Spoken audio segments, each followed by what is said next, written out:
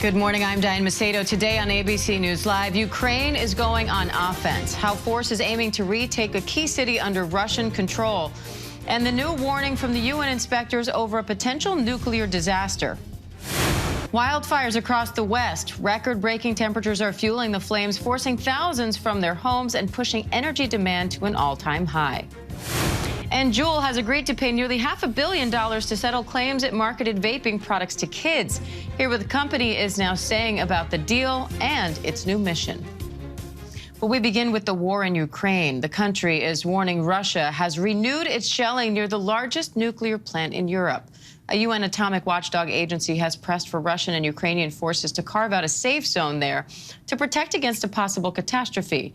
Now Ukraine is launching a major new offensive. ABC News foreign correspondent Tom Sufi-Burridge is in Dnipro, Ukraine, with more. Ukraine advancing slowly through the Russian lines. Videos circulating online showing fallen Russian soldiers in the Kharkiv region in the northeast as Ukraine pushes to recapture villages from the Russians. This is US officials claim that the Russians' munition stocks are running so low, they're now asking for help from North Korea. We do have indications that Russia has approached North Korea to request ammunition. Meanwhile, new images of damage caused by shelling at that nuclear power plant near Zaporizhia. The UN's nuclear watchdog urging Russia and Ukraine to immediately cease all military operations in that area and establish a nuclear safety and security protection zone around the plant. We are playing with fire, and something very, very catastrophic could take place. Meanwhile, the Ukrainians increasingly on the offensive. Former US Marine Isaac from Texas running reconnaissance missions for the Ukrainians along the front line in the south. I have very high expectations that the Ukrainian forces will be able to beat back the Russians and restore their, their territorial integrity. Well, Diane, that US fighter also telling us that it's a bold move by the Ukrainians to go on the offensive. He says they're well prepared and the signs are good, but that it's early days. Diane? Tom Burridge, thank you. And now to the dangerous weather in the West. More than 50 million people are under alerts for extreme heat, and at least 14 million are under fire weather alerts from California to South Dakota. Several major wildfires are already burning in the region. Our Will Carr has the latest from Hemet, California. The West is burning under extreme heat. Several rapidly spreading wildfires consuming California as officials sound the alarm on potential power outages amid an unrelenting heat wave. Thousands under evacuation orders by Hemet as the Fairview fire scorches 4,500 acres. Officials warning that number could jump to 7,000. We had 15 minutes to grab everything and run, and it was on fire below my house when I was leaving. The fire 5% contained and proving fatal, killing 2 civilians and destroying multiple homes. Firefighters battling more deadly flames further north. The mountain fire blazing more than 11,000 acres, only 20% contained. While in San Bernardino, the Radford fire is only 2% contained. Evacuations underway. I have a lot of anxiety right now.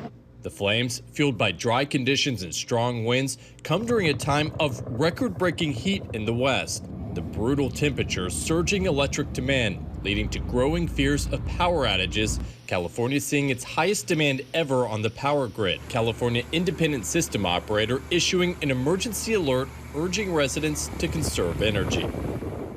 And it looks like those conservation efforts worked. There were no blackouts overnight, although today is expected to push the power grid again. Here in Hemet, we're also expecting temperatures of more than 100 degrees. All right, Will Carr, thanks for that. Stay safe. And former Trump administration official Steve Bannon is expected to appear in a New York City court this week.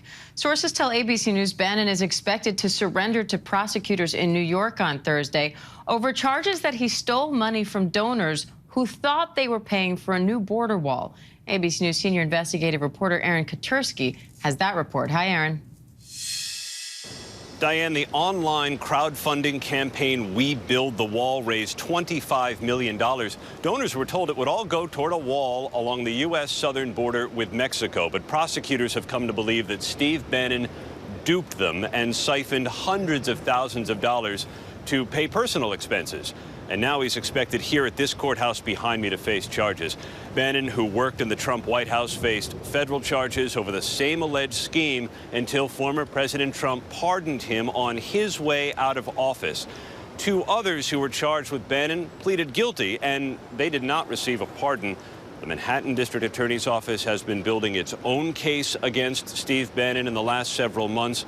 Bannon called the charges phony, part of a weaponized criminal justice system, but he is still expected here to surrender tomorrow. Bannon, of course, faces other legal trouble, too. He's been convicted of contempt of Congress for failing to comply with the January 6th committee. Diane? All right, Aaron Katursky, thanks for that. And police are expanding their search for a second suspect in a stabbing spree in Saskatchewan, Canada. 10 people were killed and 18 wounded in that spree. Now authorities are urging residents to be vigilant and take precautions, even asking some communities to shelter in place. Marcus Moore is in Saskatoon, Canada, with the latest on that. Hi, Marcus. Diane, they are still on high alert here in Saskatoon. We're just outside the police department where they have been involved in this massive search. And residents here also on high alert because this search, as you know, is now in its 4th day. This urgent search stretching across a wide area, much of Western Canada, now on the lookout for 30-year-old Miles Sanderson. We know that there was new movement yesterday after reports of a possible sighting in the James Smith Cree Nation Reservation. The police there surrounding a home after those reports. But after hours of searching, there's still no sign of Sanderson. And so authorities here continuing to put out the message on cell phones, television and radio, urging people to be on the lookout. And if they see something, to say something, or if they have any information to relay that to the police who continue to search for Sanderson. As you know, he and his brother were suspects in the stabbing that left 10 people dead and 18 injured on Sunday. And Sanderson's brother, Darian, he was found dead in a field on Monday. Police saying that his injuries were not believed to be self-inflicted. And it gives you a sense of just how desperate this search is and how there are still a lot of unanswered questions. And in the midst of all of that, as this search continues, we have seen relatives of the victims coming to pay their respects. We were in the town of Weldon, where 77-year-old Wes Peterson was killed. His relatives there paying their respects. They did not want to speak, but certainly giving you a sense of all of the pain that people are enduring as this search continues to unfold. And Diane, there are still 10 people in the hospital, 3 of them in critical condition. And to this day, there is still no word, Diane, on a motive for these stabbings. All right, Marcus Moore, thanks for that. And students across the country are back in the classroom, but children in Seattle are staying home for their first day of school today, with teachers there going on strike. The Seattle Education Association and school board have been negotiating for months over demands the union has made to address teacher burnout. ABC's Mona Kozar-Abdi has the latest from Seattle. Hi, Mona. Hey, Diane. Tens of thousands of students set to return to the halls of schools in Washington's largest school district are at home instead as day one of a planned teacher strike begins today. The Seattle Education Association and the school board have been negotiating for months over demands the union has made to address teacher burnout. Over the weekend, educators made signs and trained picket captains in anticipation of demonstrations. The union says 95% of its members voted Tuesday in favor of the strike after both sides failed to cut a deal, even rejecting a tentative deal that would have allowed schools to start on time. Teachers say the last couple of years have been very challenging. They are pushing for a pay increase, policies to cap employees' workloads, and the right to take personal days when needed, as well as maintain staffing ratios for special need and multilingual kids. The strike began at 7:30 this morning. Now both sides are still in talks, and they say they do share a common goal of getting kids back into the classrooms. Diane? Mona Kozar-Abdi for us. Thanks, Mona. And Congress is back in session, and Democrats are hoping to pass a bill protecting marriage equality in the wake of the Supreme Court decision overturning Roe versus Wade. Meanwhile, lawmakers are facing a deadline to fund the government and avoid a shutdown at the end of the month.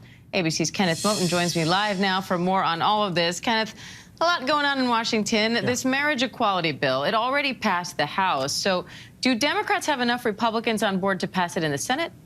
That's a good question. It remains unclear at this point because we know Senator Susan Collins, the moderate Republican from Maine, she was working to get some of her colleagues, at least 10 of her colleagues, on board to support codifying and passing that marriage equality bill.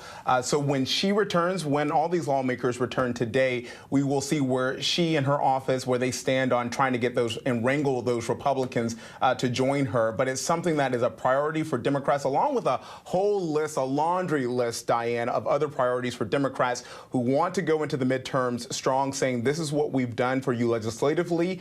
We've got a lot of wins under our belt, and so we expect this period before the midterms to be pretty active. Now, lawmakers are facing a new deadline to fund the government. So what's at stake there, and how is that looking? It's Groundhog Day, Diane, always here in Washington. This is something, yes, of course, we have seen time and time again, averting a government shutdown. Will they be able to get together and fund this government? The short answer right now, it doesn't appear that they will. But they are trying to avert this government shutdown. They'll likely do a short funding, excuse me, I want to make sure I get this term right, a stopgap funding bill. I've had to say that so many times previously. You think I would have it definitely by memory, Diane. But yes, they want to get that stopgap funding bill that will likely kick the can down the road a little bit more until the end of the year, because they are so far off right now on this funding bill, this long-term funding bill. But they have until September 30th to get it done. Again, we expect for that short-term measure to be put in place, and again, for the Congress after the election to take it up near the end of the year. All right. Enjoy that Groundhog Day, Kenneth. Stay away from the toasters, will you? Yeah, I'll try. Coming up, JUUL has agreed to pay nearly $500 million to settle claims it marketed vaping products to kids. The company's new mission when we come back.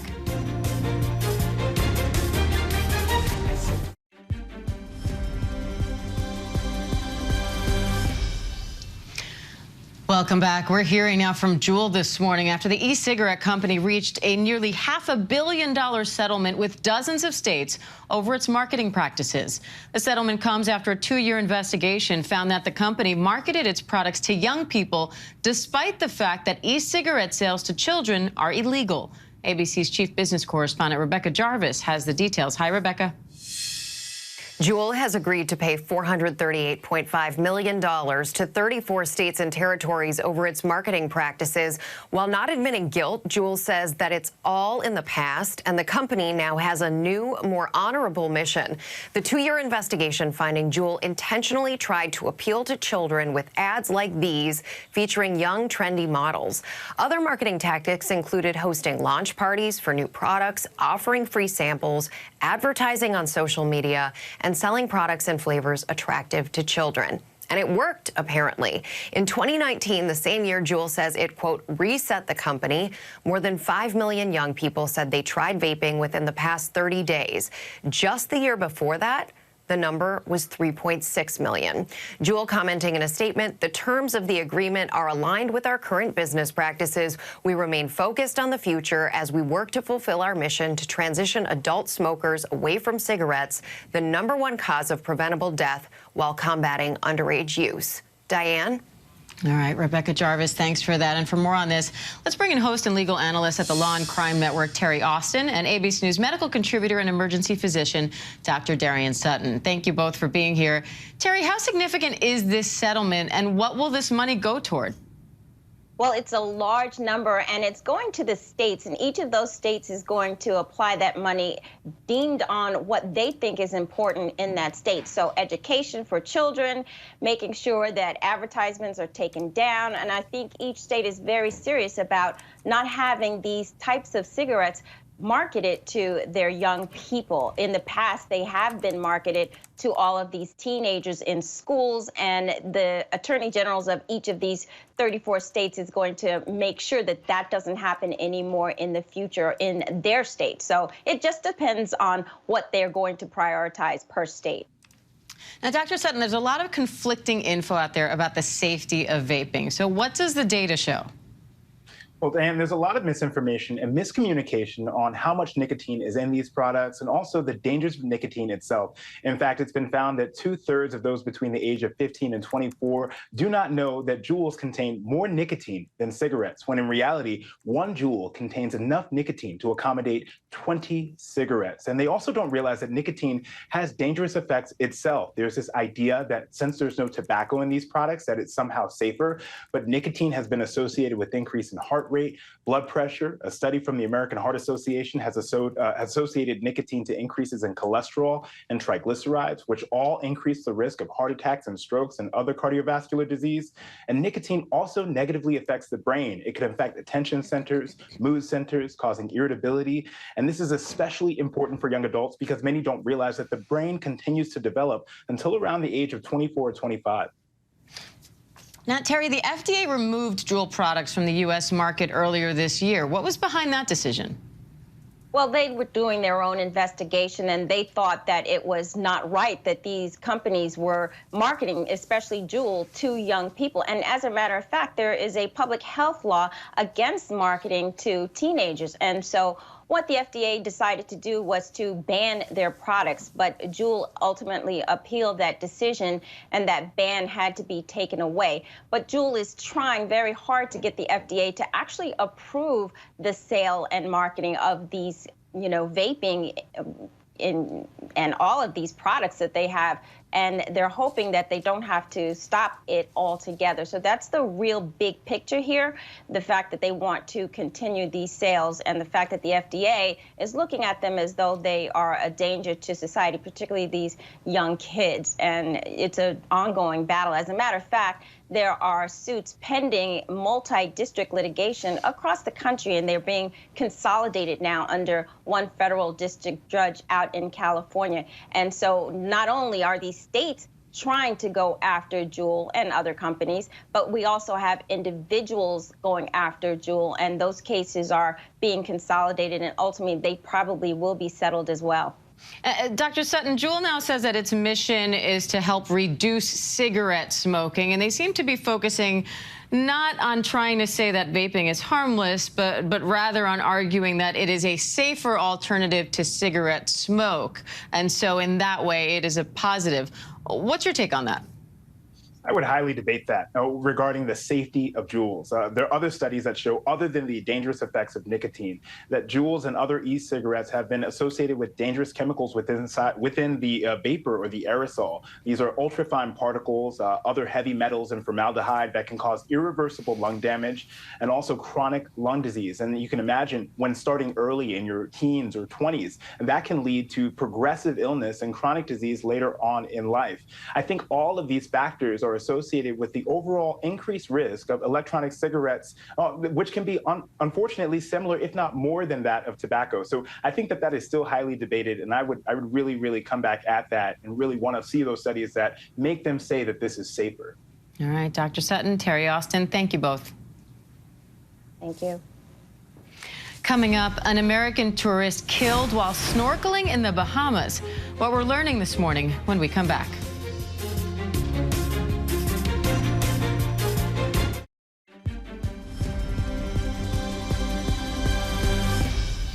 Welcome back to ABC News Live. A Pennsylvania woman is dead after being attacked by a shark in the Bahamas. The victim was traveling on the Royal Caribbean's Harmony of the Seas cruise with her husband, daughter, and son, and was on a snorkeling expedition when she was bitten by a bull shark. Royal Caribbean says it was an independent shore excursion, and the cruise line is providing support and assistance to the guests' loved ones during this difficult time. Experts warn that while shark encounters are rare, bull sharks can be especially dangerous due to their size and serrated teeth. Apple is set to announce 4 new iPhone models at its big event today.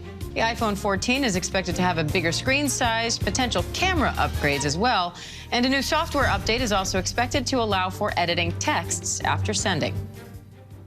Young tennis star Frances Tiafoe was back on the court after defeating Rafael Nadal. Now he's 1 victory away from advancing to the first Grand Slam semifinals of his career.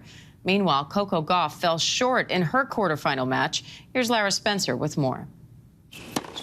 Caroline Garcia into her first ever major semifinal. Coco Gauff, the 18-year-old American tennis phenom, out of the U.S. Open, losing in the quarterfinals to France's Caroline Garcia. Overall, I'm super proud of myself on this tournament, but I'm hungry for more, so maybe next year. Coco's loss means just one American woman remains in the running for the championship. Jessica Pegula, the daughter of the owner of the Buffalo Bills and Sabres. Pegula facing a tough matchup tonight against #1 ranked Iga Swiatek. On the men's side, 24-year-old Francis Tiafoe is the last chance for an American man to take home the trophy. Tiafoe has the break and the lead. After toppling one of the greatest of all time, Rafael Nadal. Francis Tiafoe says, it's my time.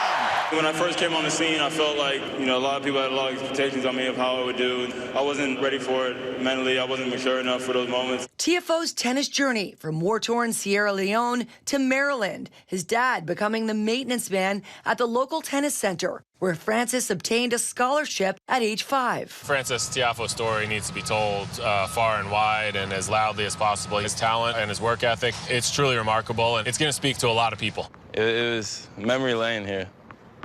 Doing this, it really is. Well before the biggest win of his career thus far, this is where Tiafoe would practice tennis by himself, as seen in a 2017 episode of Real Sports. This is my favorite place to hit because obviously the ball was always coming back.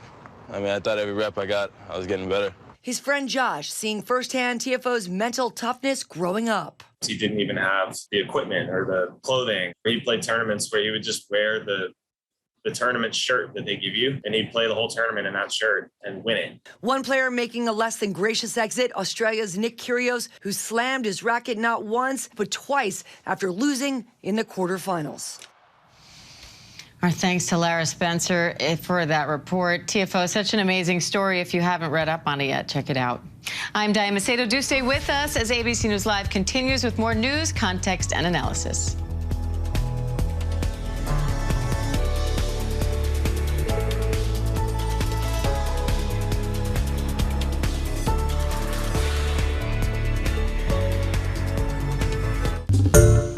Hi everyone, George Stephanopoulos here. Thanks for checking out the ABC News YouTube channel. If you'd like to get more videos, show highlights, and watch live event coverage, click on the right over here to subscribe to our channel, and don't forget to download the ABC News app for breaking news alerts. Thanks for watching.